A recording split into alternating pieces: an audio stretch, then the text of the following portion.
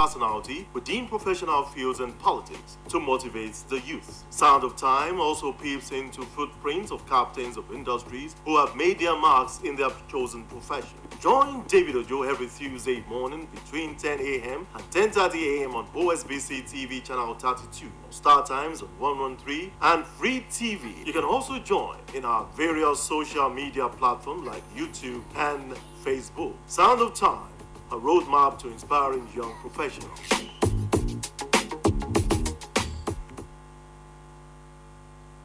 It's another fantastic Tuesday morning and welcome to your favorite program on OSBC TV. It's time for you to enjoy Sounds of Time. My name is David Ojo. You know, as usual on this program, we bring captains of industry, those that have made their marks in their chosen profession. And my guest today is not an exception because he has made his mark actually in his chosen profession. So he'll be telling us so many things about infrastructural development, not only in Osun State, but we'll look at some of these issues again, especially concerning the collapse of buildings and skyscrapers. Was it like that in the olden days? Was it like that in the olden days? Why is it happening now? What are the things that are the major cause of all this collapse, especially all over Nigeria? And lots and lots of things that we were talking about. I must tell you that my guest is loaded today on the show, and he'll be giving us insight on all this thing. My guest today is an engineer, so definitely you know that he knows his onions, talking about constructions. That is one of his majors. In fact, I think it is major. We'll be saying most of these on the show. Like I said, my guest today is an engineer. Is Engineer Bashiru Salau Abiola. Saliu Abiola, I beg your pardon. Saliu Abiola is also a fellow of the Nigerian Institution of Civil Engineer. But it did not stop there. The moment that I said he's a captain of his industry. At the moment, he is the chairman of the Nigerian Institution of Civil Engineers in Osun State. Yes, so definitely I tell you, my guest today is loaded and will be giving us insight on all those things. Once again, engineer, you're welcome to Sounds of Time. Good morning, moderator. So it's my pleasure to be here, and good morning to the viewers at home. All right, good morning to you as well. And just like we said, let's just let's start this conversation. And let's start with who are you? Thank you once again. Like you rightly introduced me, I am Engineer Bashiru Saliu Abiola, fellow of Nigerian Institute of Civil Engineer and member of Nigerian Institute of Engineer. So I am the managing partner, Solarac Company Limited. All right. So it's domesticated here in Osun with branch in Lagos as well. Wow, that's fantastic. So your major is more of civil engineering. Yeah. Civil structural. Yeah. All right. Let's look at what is happening in Osun State at the moment. I know that most of you are smiling to the banks recently with what Governor Adeleke is doing, especially when it comes to infrastructural development. What do you see about this governor doing all those things and using those in Osun and not Lagos, Ondo, and even abroad to do the structures? The giant stride of the governor, His Excellency Senator Nuruddin Jackson Ademola Adeleke, is very fantastic and is welcoming. So it is unprecedented. Talk about his vision towards infrastructural development in Osun, and that has born the mobilization of 100 billion naira, worth of infrastructural bond to ensure the infrastructural gap in Osun is very closed.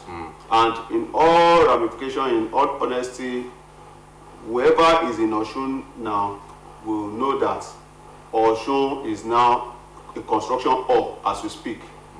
There is no local government one area that you will not see infrastructural development going on as we speak in Osun. So, and to that effect, I want to give kudos to the governor again. So, for the job well done, you know, and aside the infrastructural development that is going on, you know, so he's making use of local content.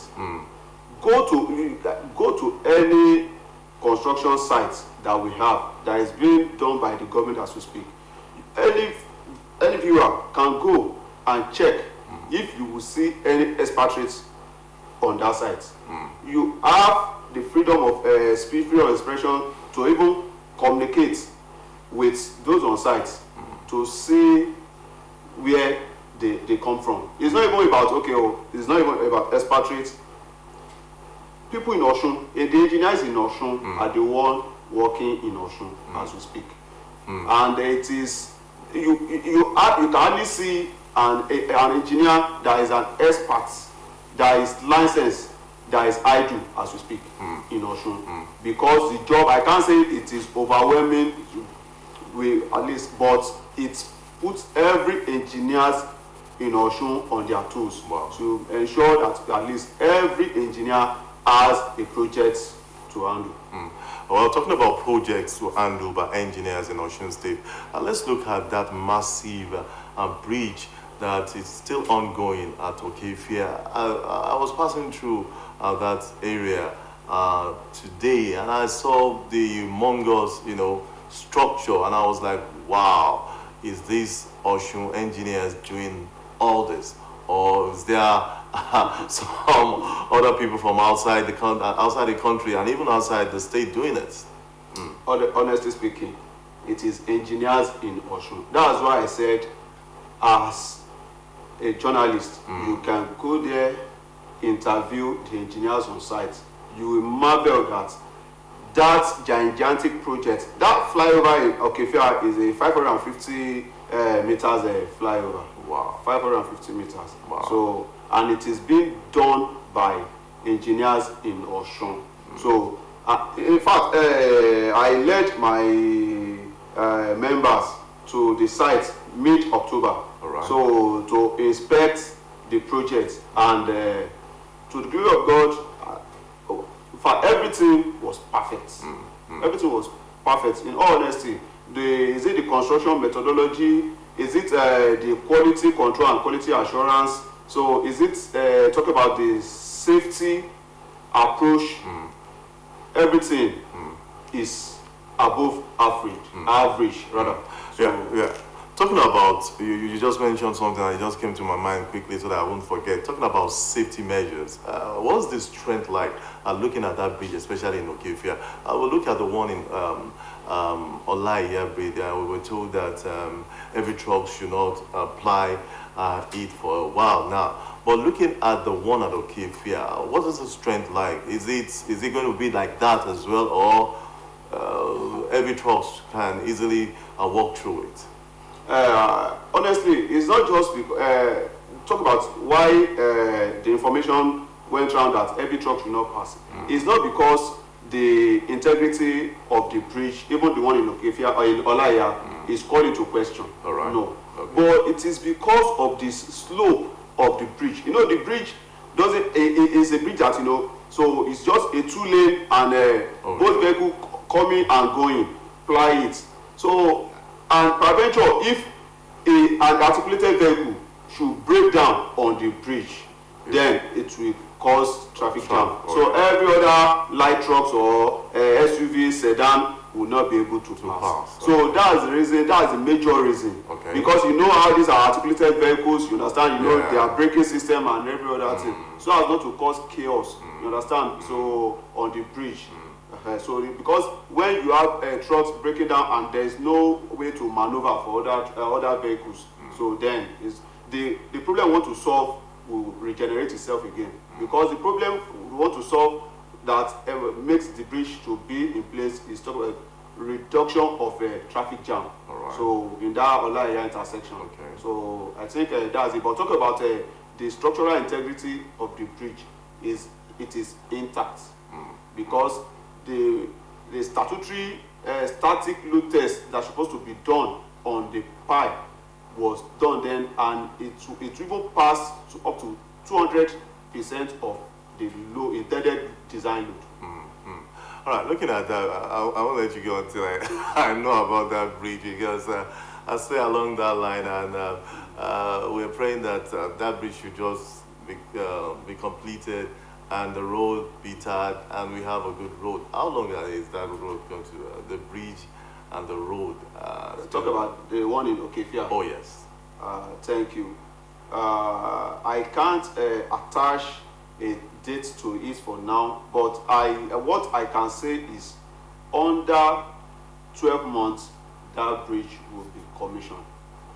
You know, even if you have a duration, the 12 months is December. No, I'm not talking about. I mean under 12 from now. All right. Under 12 months from now. Okay. So because you know there are some unforeseen circumstances, talk about out of nature, you know, so incessant rainfall and other things that can, you know, affect the progress of a construction. There are some activities that you can do during rainy season, there are some that you can't do. So just like you can discover, you know, we had a very lengthy break of rain this time around, you know, this year around July, August, September. But you can see how heavy the rain has been. So for now, it is not always good for construction. Understand? And that's used to reduce the pace of activities of construction sites. You know. So and with that, you know, it can affect the contract time of a project. But by and large, the workers on site, they are working assiduously, working even night shifts as we speak. Wow. You can go there at night, you will see floodlights everywhere, because the mandate of the governor and you know backed up with that of the permanent secretary, Minister of Works, under the chairmanship of engineer Bashiru Bello. Right. So FNSC. So is that the bridge should be put into use in due course. There shouldn't be any delay whatsoever. So because the finance is not an issue. And talk about the issue of the safety of the bridge, I want to assure every member of the public that the safety of that bridge is guaranteed. It's guaranteed when it will be put in use. The safety is guaranteed. That's fantastic. Let's look at some of the roads that this present administration is doing. I know it's most of this road, if not all, given to all the engineers in Osun State to work with. I was coming this morning and I saw that abandoned road for only God knows, the road at Shasha Market. I saw them putting granite on it, and I saw a lot of people, you know, showering encomium on government. So let's look at some of the roads so far, the ones in Ede, the one in Osogbo, all the territorial areas, all the roads, how far and how well, looking at the standard of how these roads were being constructed. What's your own assessment? Honestly speaking, to my own assessment, because the major issue that a road do have is hydraulics, that's the drainages. Because water is not friendly to flexible pavement that we do here, that's the asphalt. All right. So once the hydraulic is properly constructed and is well drained, then your road pavement will stand the test of time. So and considering, and you can as well see the standard of hydraulics that we have in. You know, initially you can see some other past projects, road projects that you see the hydraulics, talk about the drainages are made of blocks, block drainage. But this time around, it is concrete drains, reinforced concrete drains, which will retain the pressure of the road pavement properly.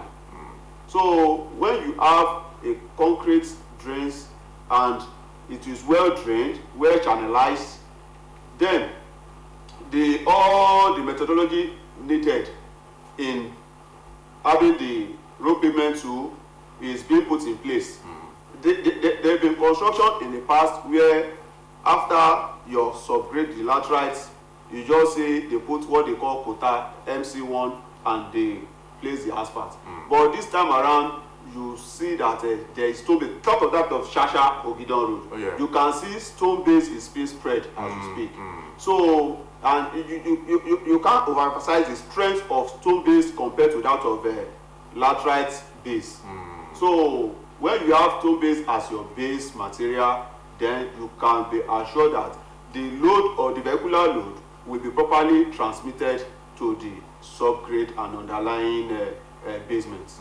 So, and when you go to every other site, road construction sites within Osogbo and all other local governments, the same methodology is being put in place. So you have your underlying basements, perfectly placed. You have your laterite for your sub-base, then your crushed granite for your stone base, then you have your MC1 and asphalt for your wearing course. Well, talking about methodology and talking about things that will happen, let's look at some of this collapsed building recently. We found out that a lot of collapsed building are happening in Nigeria, especially the skyscrapers. What do you think is the cause of this? Because people like you are the ones building those skyscrapers as well. In honesty, so if you say it is people like us, so I will take that in good faith that okay, they are human beings, but they are not professionals. So there's one thing to be an experienced builder. So there's another thing to be an expertise in the built environment. So you can see let me say a builder, probably a mason, that says okay, he has had several experience, he has trained under professionals, handling big projects. You understand? So he will tell you, he has, when he should talk you that I used to talk a client, I was the one that built Cocoa House, I was part of the people that build, gigantic projects. Then you may be overwhelmed and say, amen, he has experience. But there is a difference between being experienced and being an expertise in that profession, that particular profession. So if you put the right expertise on the project, then this menace of building collapse will become a thing of the past. Because you can even have a chemical engineer. A chemical engineer cannot boastful of building a structure because it is not his line of calling. You understand? But when you say engineer, you understand? So you categorize everybody. Even a phone repairer calls themselves engineers. You understand? So the acronym has been bastardized. You understand? To the extent that you don't even know who is who. I've seen my mason, my bricklayers, you understand, being called engineers on site. Now, before we go, because time is just running fast, you are an engineer. You're the chairman of the civil engineering, the civil Nigeria Civil Institution of Engineering in Osun State. What are you doing to make sure that all these things are being, probably bring down to the lowest? And finally, as well, I want you to do two in one because time is just running fast. And since you've been the chairman of this institution, what has been your achievement so far? But the first one first. Thank you. As professionals, we have a property investigation failure analysis committee. So property investigation failure and analysis committee domesticated here in Osun under Nigeria Society of Engineers that do go round to inspect any project that is more than a flaw.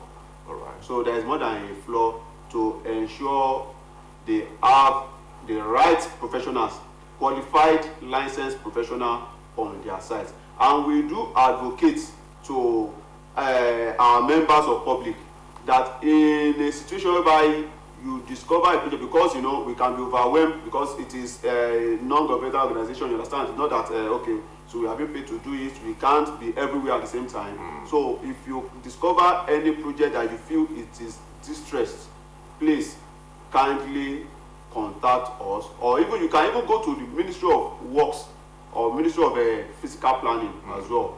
So make your formal reports, then the needful will be done. I believe the projects will be visited and the needful will be done. And finally, before you let you go, some of your achievements so far. I know it's been like 3-4 months that you've been there, but Yeah. I know who you are, and I know you must have done something tremendous. So with that little space, what have been?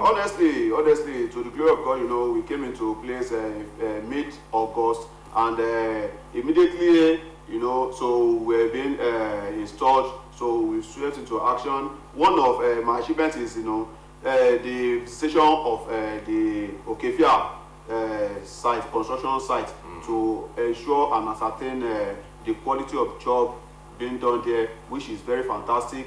So, and there is this conference that we just came from in Port Harcourt. So I talk about the membership drive. You understand? To the glory of God, 8 of my members were conferred the prestigious highest cadre in civil engineering, which is a fellow. It is unprecedented. It has never happened in the history of civil engineering in Osun for we to have 8 at a go. So, and even in the conference, Osun chapter won the award of highest mobilization. Wow. So because I ensure I mobilize my members to be there en masse. So, and talk about membership drive again. So we've been ensuring that all civil engineers in Osun are corporate members, because it is when they are with us that we'll be able to control them and see how far they are going, monitor their progress, and you know, we brainstorm together. All right, I've been speaking with Engineer Bashiru Saliu Abiola. He's also a fellow at the Nigerian Institution of Civil Engineers and the chairman of the Nigerian Institution of Civil Engineers, Osun State Chapter. You must see what I was telling you before we started the show, that my guest today is going to be somebody that knows his onions, is somebody that will let you know what is happening, especially when it comes to the constructions of the bridges and the roads in Osun State, and some of the achievements that he has made so far, being the chairman of that great institution. I want to say a big thank you once again for being part of Sounds of Time today. Thank you, moderator. It's a pleasure to be here. All right, that's how far we can go on Sounds of Time. Join me same time next week when I bring you another interesting personality in the program. My name is David Ojo. Bye for now.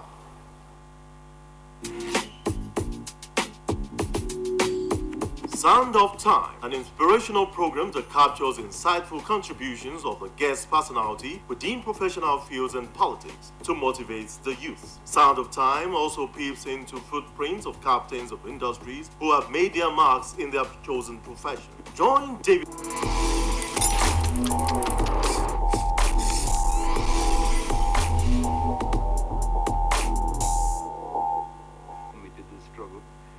Always appeared to be dressed, ready to work. And he was working at home, he was working at the office, he kept tremendous hours. So it was a total commitment to the struggle and the cause. The UNIA was taking in thousands of dollars a day, but Garvey lived modestly on the 6th floor of a Harlem apartment building. He didn't drink or smoke, and preferred to eat the same food night after night. Garvey spent his few idle